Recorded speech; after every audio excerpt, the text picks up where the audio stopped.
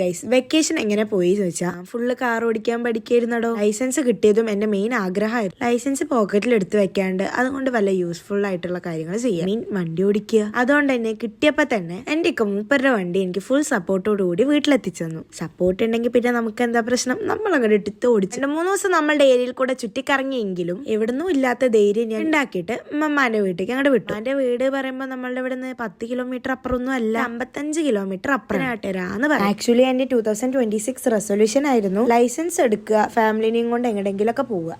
ഉള്ളതുകൊണ്ട് തന്നെ ഇല്ലാത്ത ധൈര്യവും എല്ലാ സപ്പോർട്ടൊക്കെ എല്ലാം അവിടെ നിന്നും വാരിക്കൊരി തന്നിട്ടുണ്ട്. ആ ധൈര്യത്തിൽ ഞാൻ ഉമ്മമാന്റെ വീടും കവർ ചെയ്തു. ഞാൻ അത്യാവശ്യം വണ്ടി ഓടിക്കാൻ തുടങ്ങിയെങ്കിലും ഇപ്പോഴും വലിയ കുന്നിലൊക്കെ വണ്ടി നിന്നാ എടുക്കാൻ കുറച്ച് പണിയാണ്. വണ്ടി ബാക്കിക്ക് പോകൂടോ മാത്രം പ്രശ്നമാണോ എന്നറിയില്ല, കൂടെ ഒന്ന് സെറ്റ് ആവാനുണ്ട്.